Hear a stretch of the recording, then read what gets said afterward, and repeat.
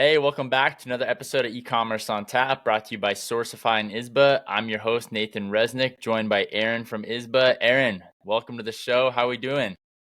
I'm doing good, Nathan. A little bit hoarse, but happy to be here. Well, hey, I know you just got back from a big conference in Vegas, so how was that? Let's start there. It was good. I feel like my entire LinkedIn network there was at the Manifest show. The first day I stood in like a 10 by 10 square foot spot by the escalator. I probably had 60 people who I knew walk up and talk to me. So it was a lot of fun. That's awesome. That's cool. I feel like it's always good to see the people that you know online in person, and sometimes it goes a few years and you're like, wow, I've seen you on LinkedIn or Twitter for so long, and now I finally meet you in person. It's a really cool experience in my opinion. Yeah, my thinking is I need to bring a empty picture frame sometime so that people can just wear it and I'll feel more at home because I need to do so many virtual calls. That's funny. That's awesome. Well, let's dive in. This episode, we're talking about K18. For those that don't know, K18 is a premium hair care brand distributed in over 25,000 salons. It was recently acquired by Unilever, which was a huge but undisclosed acquisition. And the growth of this brand is just pretty incredible. So before we dive into the K18 story and their supply chain, we're first going to take a brief moment to talk about current events, current trends we're seeing. Aaron, has there been anything you've seen in the past, 2 weeks that's caught your eye? Yeah, the thing that stood out is I met a company called Books that has reusable packaging. Lots of people have tried to do circular economy things. This one, it is like a plastic corrugate, so it's got the same fluting that a normal corrugate box would have. And what they've done is they've basically worked out the math where they will lease the product or lease the box to the brand, and by doing that, the cost is basically the same as a regular corrugate box. And so, I haven't really seen anybody who's been able to do that at the same price point. So that was the unique innovation there. I did talk to a couple of their customers. They've been around for a little while. Earlier on, I think those early boxes where they had Velcro and air gaps, they were less interesting. But these new ones look to be a much, much, much better. I think the just general question is, while I love the idea of circular economy and being able to use less packaging, all of this depends on someone, the consumer, going and dropping off that box to a Walgreens or CVS, so that it can be returned and reused. And so I think it's still very much in the early adopter phase of the adoption curve, and there'll be a lot of people who will like the option, and may go for that. But I just don't know how much they're going to actually return this packaging. But I'm very excited to see that kind of innovation, and certainly the economics starting to make sense. Do they have any data in regards to return rates and how many of these boxes they actually get back? I mean, I'm just curious what that actually looks like. I mean, if you can just drop it off at a Walgreens or whatever it may be, or UPS, then that makes it, super easy to return. But at the same time, how many consumers are actually going out of their way to return, a box like that? I'm curious if they share data around that. Yeah, I mean they're leveraging happy returns location points, so there's actually quite a few. So if you're in the habit of returning things anyways, it just kind of goes with that. But if you're someone who doesn't return a lot of things, you're probably not going to start returning boxes. But I talked with some people who are around there. I don't know if these numbers are official or they're just someone's guess. But I heard about 15 to 20% reclamation rate where those are actually being returned. So if that's true, then they're probably losing a lot of money because of the plastic fluting, and just those boxes are more expensive to produce. And if they're becoming Right. single use, that's probably not good from a cost perspective, but also not great from an environment perspective. Yeah, I feel like 15-20% is really bad in terms of a return rate. I mean, if I'm a brand that's, quote unquote leasing these boxes and only, 20% of my customers are returning the boxes that I'm leasing, then I owe this company, money because I'm not returning those boxes either. It seems like it's going to have downstream effects on those brands' P&L statements. We'll see. I definitely think like having some sort of circular economy is the direction where we want to go, but it's still very early innings. I do really like happier returns model. I mean, I think enable you now basically to return packages across like any UPS and I think maybe Walgreens as well or CVS, one of the major convenience stores. And I mean, their model just makes a ton of sense to be able to basically kind of have that Amazon-esque type of return policy and have so many access points. I think is, really game changing for so many e-commerce brands. And if I'm not mistaken, I'm pretty sure they got acquired in the past year or so. Let's Yeah, check I this real think you're quick. right. UPS acquired Happy Yeah, Returns. So it was PayPal initially, and then I guess PayPal wanted to go back to doing just payments. So yeah, UPS acquired them. So that UPS is doing some interesting stuff. They keep collecting all of these different types of logistics companies, uh, and yeah, we should do a deep dive on them someday. we definitely should. We definitely should. What caught my eye is just all the, Valentine's holiday sales, right? I just think it's so interesting how different brands are in different sales. And part of me questions like, should these brands be running sales so much, right? Because it kind of gets a consumer in the mindset of, oh, I'll just wait till the next holiday to buy a product on discount. When, at the end of the day, like if you're, pushing your kind of customers to getting used to buying your products when you discount them, I don't know like how good that is for your brand overall. And so, I think it's just it's obviously cool to, drive a sale and drive some growth through a Valentine's Day type of sale. But at the end of the day, like I just wonder what kind of downstream effects that has because e-commerce in general Q4 is driving most of your revenue. And so if you have these like little bumps through the year around Valentine's Day or Father's Day or whatever it may be, like is that actually a net positive for your brand if you're continuing to have to run sales to, drive any revenue bumps? Yeah, that's a great question. In my opinion, I think it really depends on what kind of category you're in. If you're selling the same device over and over again, and all you have to play with is the price, then I can see how that kind of conditions people to just wait. We definitely saw that when I was at Mirror, where we had one SKU the whole time, and it was just like the only thing that changed was the price. But I think if you're like in apparel or jewelry or something else where you can do some limited edition, then those drops become really special, and maybe what you're doing is you're trying to give people an excuse to come back to the website. And so if there is scarcity in the form of a drop, I think that is pretty well. Yeah, I mean, I do see though, like if you think about the major kind of e-commerce brands of the past, 5, 10 years, most of them do have like one major SKU that drives the volume that they become known for, whether it be like Allbirds and their like original shoe. They launched, what, 3 or 5 colorways, like not that many. And it was just that one initial design. And, same with, away luggage. They had kind of one main kind of suitcase that they launched with. I mean, most of these brands are launching with like one marquee SKU and then kind of continuing to expand their SKU count across different styles. But I mean, even go back to movement watches. I mean, that like main like black watch with those red that one red hand, like that drove a lot of their volume, to get them to 100 million in revenue over time. So I think it's just interesting because, if you continue to discount, that main SKU, it's probably going to have some negative effects downstream. But I mean, it's all about SKU expansion a lot of times to drive more growth. Yeah, that's good. Well, should we dig in? I am absolutely obsessed with this company. K18, let's dive in. I mean, it's a pretty incredible story because there's two different ways to look at it, right? You can look at the history of Suvin's wife, started, in the early 90s, which is a really unique scientific driven towel brand, or you can actually look at the founding of K18, which happened in 2020. And so I think, Aaron, if you can start by giving us the story of Aqueous in 1990 and just kind of understanding their background as a husband and wife that really got them to the point of starting K18, because I think it's always interesting to understand, okay, they didn't just go out and start this scientific driven hair care brand. They had a lot of history in this space and understanding the interaction between a fabric, in this case a towel, and hair. So if we can start by just understanding their backstory and then dive into K18, I think that would be a great approach. Yeah, that's great. Yeah, I like what you're saying because the headline is that they sold for close to $1 billion after 36 months after launching.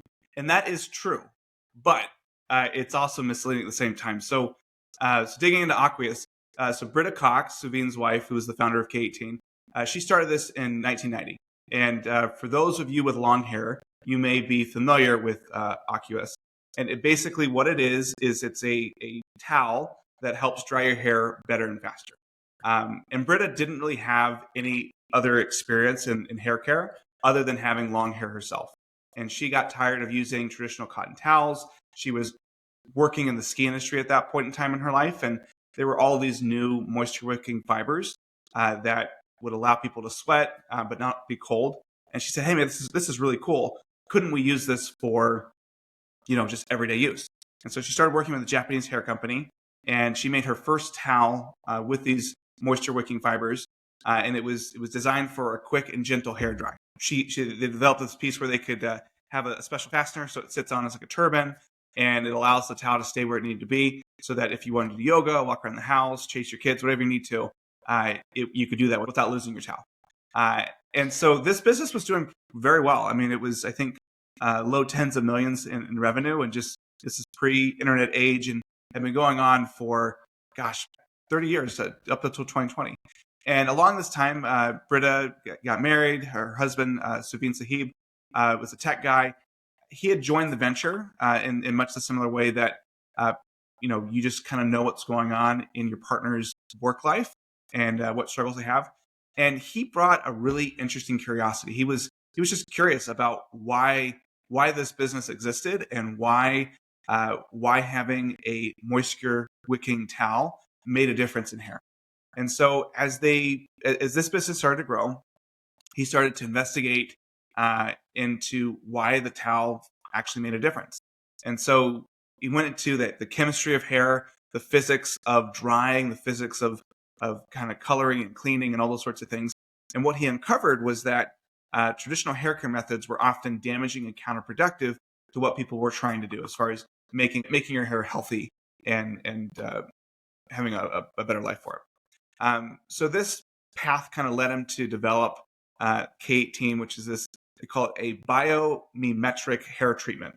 And so what they do is they try to focus on repairing hair at the molecular level, kind of in the same way that it happens in nature. And his research led him to start finding scientists in Portugal that were mapping the keratin genome of hair, like literally mapping the DNA of hair, and trying to identify specific peptides for hair repair. And so this is a very, very, scientific piece here. And, I think for Savine, he probably didn't know if this was going to turn into something, or if it was, something that was just a side project. And so for several years, he worked with these scientists. They've been working on this for, since 2006. So this is, 10, 15 years of research in there. And they decided to make a product that would not only repair hair, but also strengthen it from within. And they wanted to make sure that they were able to kind of fix hair that had been badly damaged from chemical treatments. And so that was kind of the initial piece of how Aqueous led into all this work with K18. So it was just the groundwork from 1990 to 2020. So they had a lot of history in hair, basically, is what we're saying. And I think what's super interesting too, compared to a lot of ways that e-commerce brands start, is they actually patented their formula, right? They didn't, go private label some sort of shampoo or conditioner or whatever it may be. They really dove deep into the scientific research of what, restores and regrows hair. And they took a very scientific approach to this. And so they patented their formula, which I think is, I don't know, probably unheard of most of the time in any sort of kind of supplement or most hair care brands. I mean, you don't really hear many times of a company going out and patenting their formula and their product before they go to market. And so I think it goes to show, okay, they actually did a ton of research here, trying to understand, what's going to actually, help your hair rather than just private labeling something off the shelf. And I'm also curious too, where that K18 name comes from. I didn't see it, in our research in terms of, why they decided to name the brand K18. I thinking maybe there's 18, peptides or 18, follicles that make up, a healthy piece of hair or something around that nature. But, I think really where they struck a chord with stylists is around their science, because it seems like a lot of stylists just maybe had a disconnect with the products they were using in terms of, okay, is this actually, backed by science, or what makes this good? Okay, it's got, this ingredient in it, but what does that actually mean? I mean, there's so many cases where like a lot of the formulas are really just made around marketing. But it sounds like, in K18's case, they dove deep on, okay, let's take a scientific approach. And I think that's really, at the end of the day, what led them to have so much success, is because other brands, have not had this approach. Yeah, this is not your grandfather's D2C business. Yep. So, yeah, you're right. This wasn't a traditional kind of white labeled sort of thing. Um, the K18 peptide is, I think, where the name comes from. And that was the unique protein that they were able to kind of isolate to help solve their things. And so I got curious into, what actually this peptide does. And basically the way the framework that I found was, if you imagine your hair as a damaged road with broken and disconnected segments. So there's potholes, there's rocks, whatever's going on. Traditional hair care products act like temporary patches. So they fill in the potholes and the surface cracks and give the appearance of a smooth road while not fixing the underlying structure. So over time, these patches wear off and the road is fundamentally unchanged. And so what K18 does is they're kind of like a construction crew that comes in and rebuilds the road from the ground up. And so it works on the molecular level, and they try to reconnect those broken polypeptide chains, which is effectively the road's foundation, from within the hair's inner structure. And this not only repairs the surface, but also restores the core strength and resilience, much like reconstructing a road for long term would do. And so the claims and the science behind K18 is that it's a more permanent fix, and it leaves the hair in a generally better state as opposed to kind of window dressing. And I think like what's really interesting here is now that we've got the science, we dig into the actual business of it. And one other factoid that's going to be important here is that K18, you can get this treatment in as little as 4 minutes, and that's going to be important here in a moment. Yeah, I mean, I think it's cool to see the science, and in terms of their business and their launch. I mean, they launched in 2020, and it seems like almost overnight we're in like 25,000 salons, which is just crazy to fathom. I mean, it sounds like they really took more of a kind of retail approach, if you will. I mean, they probably maybe had some, affiliate agreements or commission agreements with some stylists, but to get into 25,000 salons basically in their first year is just pretty insane. Part of me wonders if some of those relationships stem from Aqueous, the towel brand that they had previously founded. I think that must have, because otherwise there's no way you can get into that many salons overnight. I mean, that distribution is just insane. And to think about even the supply chain coordination to have distribution to that many salons as well, that's a feat in itself. So I'm curious, I mean, number one, do you think they were able to access that many salons through prior relationships? And number two, if I was going to tell you, Aaron, I want to distribute my product to 25,000 salons, how would you go about that? I mean, that's a lot of distribution. Are you just, having one central warehouse and, shipping out, 10 units or 50 units to each one? What do you think that looks like? Yeah, well, it's actually much easier than it sounds, because there's only a few distributors that service all the salons. So you're really still a B2B business, but you're kind of making those deliveries to the salons via distributor. So it wasn't as if they were going door to door. I'm sure they had pre-existing relationships that were certainly helped and allowed them to kind of get that distribution. But I just want to come back to the timing. This was 2020. Like, what was going on in the world in 2020? Not a lot. Like, people weren't going out. And so, the interesting thing here is they decided to launch a hair care brand in retail, like in salons, during the early days of the pandemic.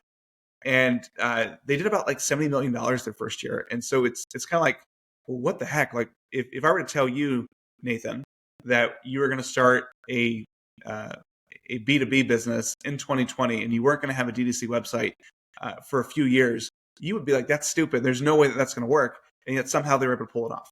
Yeah, that's insane. I mean, I don't quite know how they were able to pull that off, to be honest, especially in 2020, because I mean, most salons were probably closed for a good portion of that year. Um, but their growth is just tremendous, and I think it goes to show, like, if you have pre-existing distribution connections, you can get into that many doors pretty quickly. And I think they really hit the nail on the head in terms of, targeting a network that they already had relationships with. Because, I mean, I know brands that have been around for 5 or 10 years that, are only in 500 stores or 1,000 stores, and they've been going to all sorts of trade shows for the past few years. And, to be able to access that many salons so quickly is almost unheard of. Yeah. It was really interesting because on the surface, this idea of launching in salons in the pandemic seems like a really bad idea. But they did a masterful job of really understanding who their customers were and what the problems were. And so, again, the key thing about the solution that K18 has is it helps people really restore the natural abilities or natural efficacy of their own hair um, after they've been severely damaged from coloring. And so what they did is they said, okay, well, where do people who have damaged hair, where do we find that concentration? Well, it's going to be in salons because most people that style their hair or color their hair regularly do that at a salon. Okay, so there's there. How do we get involved with people who will see the most damaged hair? Well, those are going to be the colorists or the hairstylists.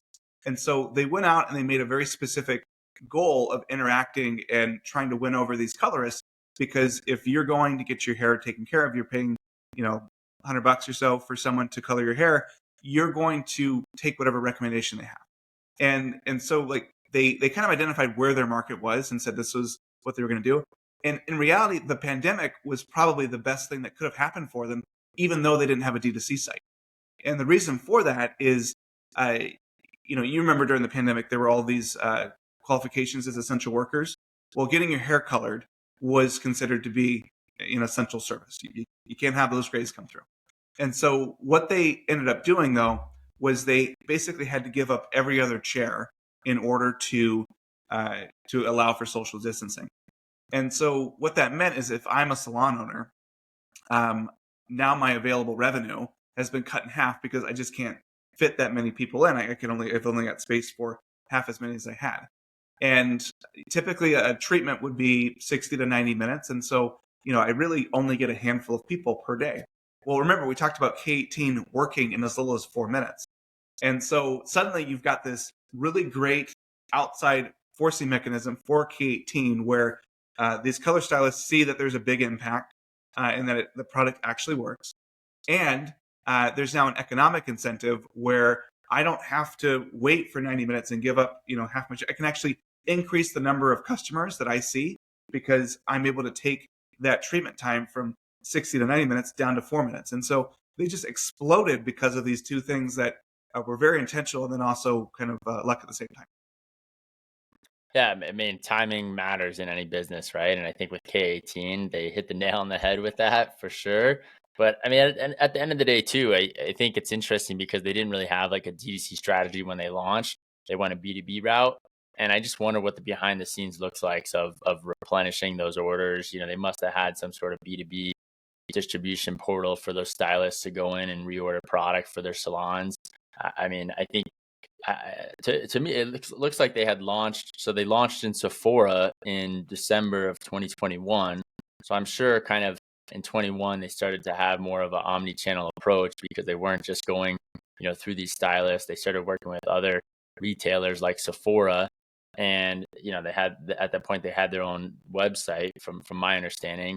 And they also, raised some capital. They raised $25 million from VMG partners, with the projected growth of 50 to 100% in 2022. So from our notes and research, they generated $75 million in 2021, and then they, raised some growth capital to grow another 100%, which is pretty insane. But it's, that's, I think from my research on VMG, that's really what they are focused on, is kind of that growth stage round to, take you to 100+ million in revenue. Yeah. There's a couple great venture partners out there that are they're doing exactly that as well. Um, yeah, I think you talked about the growth was just truly astounding, and this product is not cheap. I mean, a little bottle is 70, $80, uh, and so the economics were very much in their favor. Where going from selling 50 units a day to 100 units a day to 1,000 units a day, just the dollars start to stack up pretty quickly. What do you think their margins are on like a $80 bottle of K18 shampoo? I mean, how much do you think they're producing that for? I mean, typically prestige hair care is going to be around, uh, you know, 80-90% margin anyways. I would imagine that perhaps you know, their products are a little bit more expensive to produce because of the science stuff that's behind it. So I would guess that they're probably looking at like a 70% margin. Maybe they're producing, a little bottle for $10 or $12, and they're able to sell it for 70. So, uh, I could be way off on that, but there's a reason why Unilever was interested in them, and it wasn't because they were losing money. Yeah, that's for sure. Well, I think too, it's kind of unique in the sense that for them to even start this business, they must have put in significant capital either of their own or, raised a early round of capital to finance inventory, right? Because even if their product cost, let's say, $10 or $15 to be in 25,000 stores, I mean, that's a lot of money that they're putting in inventory right up front, right? I mean, so I'm not sure if they put the money in themselves or if they, raise capital to start, but their growth trajectory is just mind blowing. I mean, to go from 75 mil in 2021 to, they estimated 112 to 150 in 2022. And then, you could assume that when they got acquired, they were doing 200 million in revenue or so at time of acquisition by Unilever. So it's, I mean, an incredible growth trajectory, but at the same time, to fund that much inventory when you're starting off in your first year, that's a lot of capital. It is. I think they had good unit economics, and so there's lots of debt financing and just factoring that you could do to help that work. But I also think that they leveraged the existing business, the Oculus business and team that probably covered a lot of the overheads, probably covered a lot of the additional investment that went into that because the the way the acquisition was termed was they had like a holding company, and then K18 and Oculus were kind of subsidiaries of that holding company, and so they were able to take the profits and team and good fortune from one company invest the others. I think we're going to see that a little bit more and more.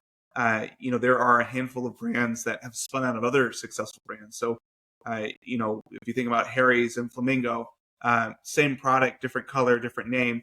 That's an example of kind of just a brand giving birth to another brand. But then you look at something like Hubble Contacts and Mockingbird Strollers. Those contacts and strollers have nothing to do with each other, but that core team was able to spin them out and let them do great things. It makes a lot of sense. It definitely makes a lot of sense. I'm curious because as they prepared for an exit, I know we saw they make some pretty key hires here. Can you go over who they hired to prepare for an exit?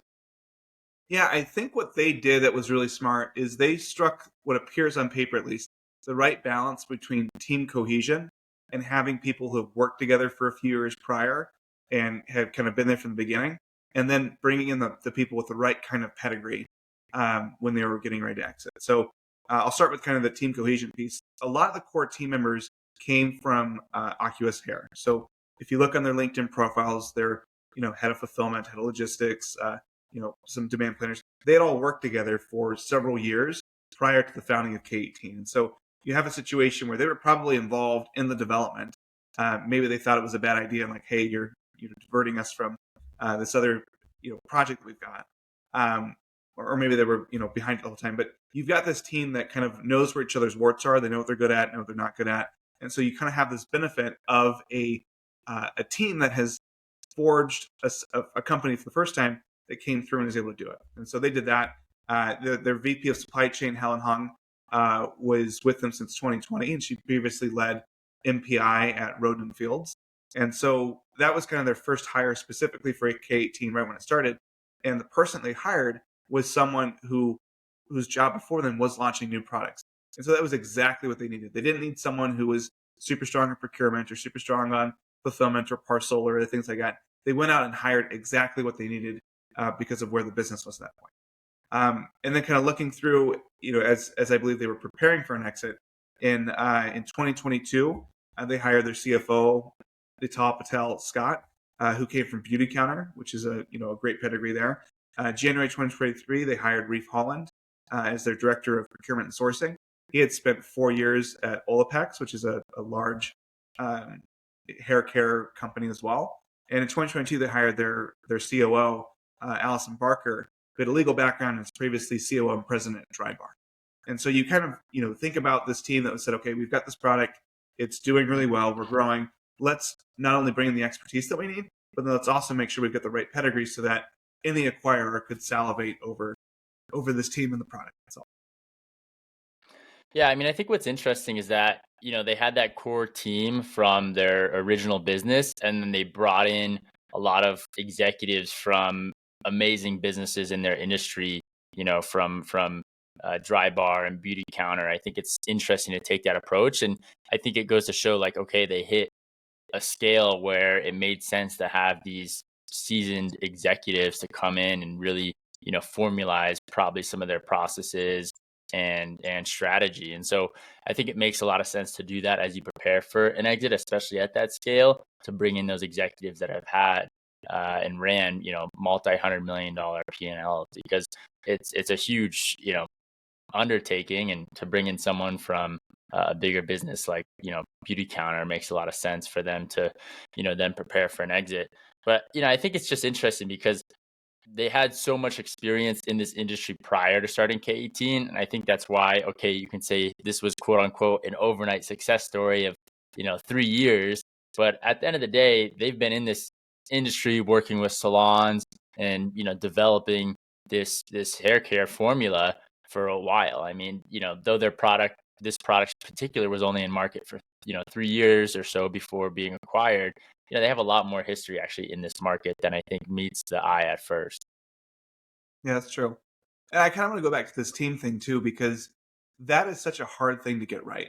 I mean, how many companies do you know where they had something was working, it was going well, they were told to bring in outside management, outside expertise, and they got the hires wrong and ended up, wasting time, wasting money, and kind of going in a different direction. So there's a difficult balance here from a culture perspective, because you may not, if I have been there for 4 years and I've been running the supply chain, it takes a big person to not have an ego, to say, well, I don't want a boss. I don't want someone to come in and tell me what to do.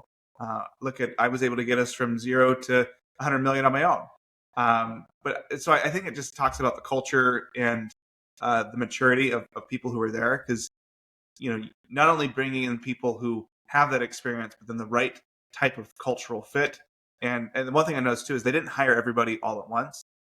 They hired their kind of executive team over the period of, it seemed, about 12 months. And so that was probably about as fast as you could go, so that you could integrate people, and you're not changing too much at one time. Yeah, I think that makes a lot of sense. I mean, I still think the story is just insane. I mean, even if, like, just the growth of K18 is incredible, and to see how their team came together is also amazing. I mean, making those hires, I think too is a huge undertaking. I mean, to juggle, culture fit, experience, and strategies is a key undertaking. But I think let's understand. I mean, they created in such a short amount of time hundreds of millions of dollars of investor value so quickly. And so I'm still trying to kind of wrap my head around how this husband and wife, just are complete rock stars and grew this business to 200 plus million in revenue in such a short amount of time. I mean, if they were on our podcast on e-commerce on tap, and if we asked them that, they'd probably say, look, Nathan and Aaron, we've been in this business for 20 years, right? Though K18 was in market for 3 years or so before it was acquired, we've been in this business for a lot longer, and we've been researching hair for many years before that. And so, I think every overnight success story has a lot of history, and this one definitely does. But I mean, it seems like Suveen, the husband, didn't necessarily have like direct experience in hair care before, co-founding K18. I mean, he was a tech guy, as you mentioned, and so for him to kind of dive in and take a scientific approach to this is really remarkable. And I think it kind of stems from his obsessive curiosity that we've kind of uncovered. So I guess I'm curious, and put yourself in the position of Suveen, right? What does that obsessive curiosity mean? I mean, how do you go about learning as much as you can about hair? His wife has aqueous that she's running successfully. He's probably wondering maybe what the root cause is. But I'm just curious, like if you were to put yourself in Suveen's position, leading up to researching and becoming kind of obsessive with hair, what does that look like? I think it's a lot of reading. I think it's something where, I don't know if he started out saying, let's start a business. Let's start a revolutionary hair care business.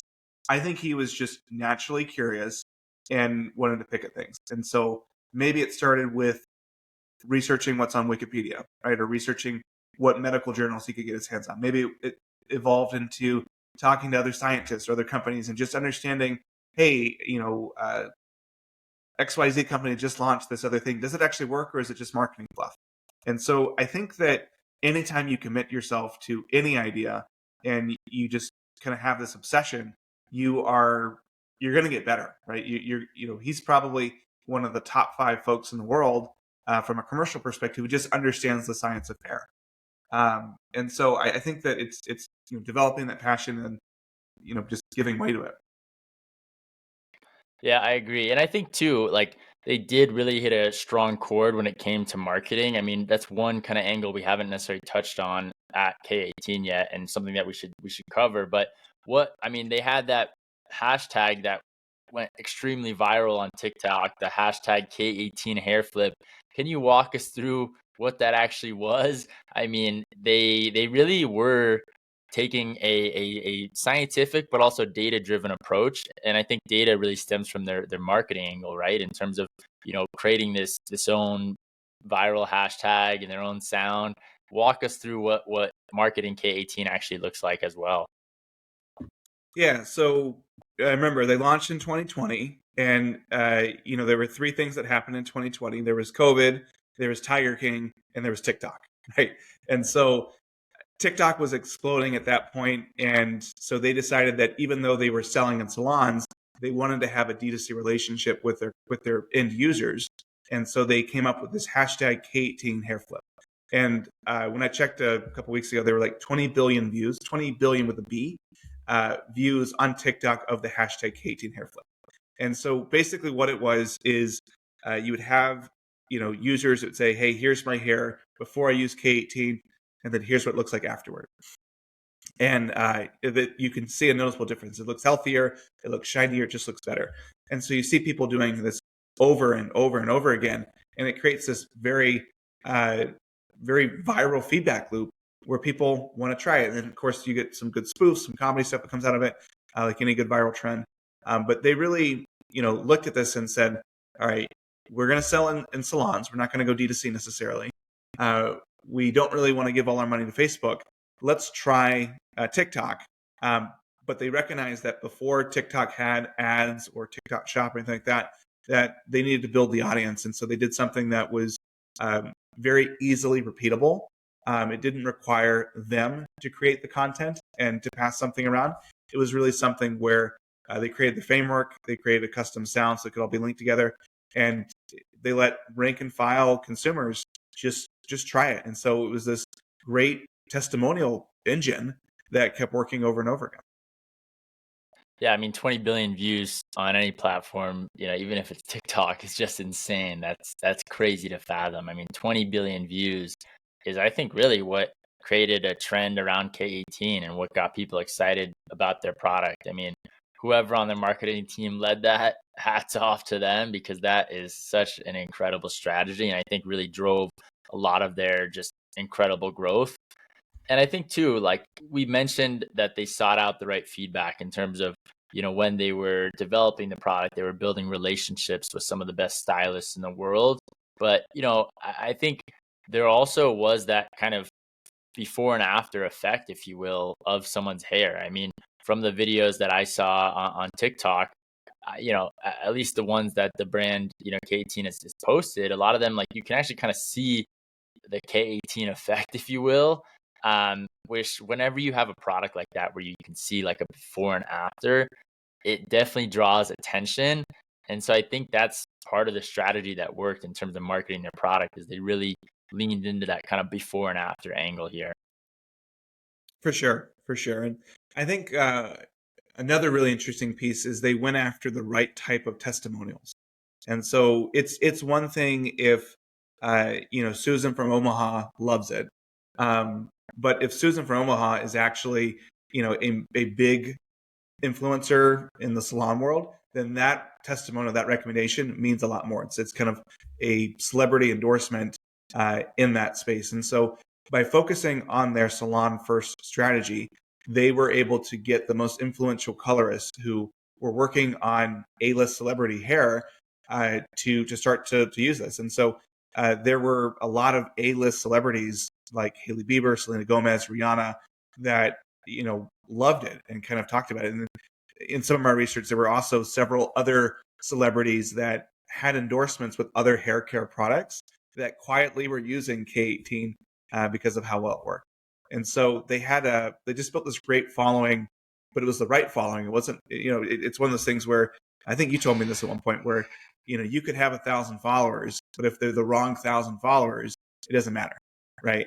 And so it's one of those things where it's like having just a few people who really are the movers and shakers in your particular sphere. That's what really matters versus just raw numbers. Yeah, I agree. I mean, it's all about who sees, who listens, who interacts, not necessarily the sheer number. It's all about, the actual who behind those numbers. That's for sure. As we wrap up here on e-commerce on tap, I mean, one kind of key question that I'm always curious by is to take the lens of the acquirer. And in this case, it's Unilever. I'm curious, what do you think Unilever liked about this acquisition? What channels did they see to expand? What do you think that looks like when they come to the table and they say, hey, we want to buy K18? What does that look like from their perspective? Yeah. So I go back to my framework for how to prepare for an acquisition. And in my experience, you need three things for that to work. You need to, one, be a profitable business, which they checked, way to go. You need to have some sort of level up capability, whether it is a marketing channel, whether it is distribution relationship, assets that you own. In this particular case, it was patents. And the third part is needs to be an easy win. So something where Unilever can look at this and say, hey, if we paid $1 billion for this thing now, how do we get this brand itself to generate $1 billion in revenue in the next 2 or 3 years? And so with K18, I think that there was a lot that they could have liked. So I'll just, they're profitable. I don't need to say more about that. But really digging into their +1 capabilities. So they had a very deep inroads with the professional stylist network. So they were pro first, which meant that for the longest time, you could only get it through professional hairstylists. You could only get it in salon. They had that deep network. And so like that cult following was really something that was there. What's most interesting was the patents around the hair repair. Because not only does Unilever acquire a business that can continue to grow in and of itself, but they now have the ability to take this K18 peptide and put it into Tresemme, Nexus, Dove, Suave, like anything they wanted to do, they could do that in all of their other hair care products, which means that they're fundamentally have the opportunity to be much better than anything else in the market. And so that is something that probably in itself was worth several $100 million that was there. Yeah, I think it's a really unique angle. I mean, I think, Unilever has such a distribution powerhouse that they can get this product in so many more places than any independent brand could. So I think that's number one. And what I've seen with other brands that Unilever has acquired is they really focus on expanding distribution and expanding that brand's reach. So I think that's a key element. And I think, like you said, the patented formula that K18 has stood out and really resonated with a lot of stylists and females and even males that care about their hair. So I think that is a huge step. And I think too, like they are probably going to continue to expand their SKUs, right? I mean, Unilever has such a strong scientific based team when it comes to product expansion that I'm sure they're going to continue to expand their SKUs. But it is remarkable to think about K18 really only had like 6 SKUs to get to that point of 200 million in revenue, which is just insane to think about. I mean, that's incredible, especially from a supply chain perspective, to not have to deal with hundreds of SKUs and only have like about 6 key ones. That is amazing. And so I think, now with Unilever, they're definitely going to be expanding SKUs. And I mean, look, it's a super strong margin category, right? I mean, even if you think, okay, K18, they're paying more for their, patented formula, at the end of the day, any kind of liquid or shampoo or gel or supplement has an extremely high margin profile in general compared to other categories. So I think that was super attractive too, in terms of like, okay, this is a category that we know we can win in because the margins are high, and Unilever already does so much in this category. More so, I think, on kind of the mid to lower end, but this now is kind of like their premium brand that they're probably gonna really put a lot of power and energy behind. Yeah, Unilever is interesting is they have their Unilever Prestige Group, and so it's companies like Dermalogica, Murad that they've acquired and are kind of keeping a little bit separate that are this premium piece, and so this probably slides in under there for that piece. But I think the other thing that's very interesting that we can learn from K18 are about the things that they didn't do, and so they didn't raise a whole lot of money, as you mentioned. They only raised $25 million. They could have probably raised 4 or 5 times that, but they basically raised what they needed probably to fund inventory and some expansion, but they allowed themselves to be acquired for only, I'm saying about $1 billion, but who knows how close it was. Had they raised $200 million, the exit multiple must have been much higher in order for those investors to make their money back. And so they were disciplined there.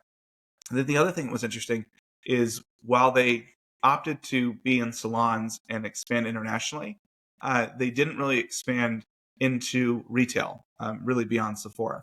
And so, one of the things I think is interesting for an acquirer like Unilever to look at this is they have such strong relationships with Target and Walmart and other mass distributors that that's probably something in the back of their mind, like, hey, we could probably do something in this space to really grow this. And there may not be that many Walmart shoppers that want to spend $70 on a hair treatment, but that number is also not zero. And so that's another way that they can kind of look at that math to make $1 billion justified.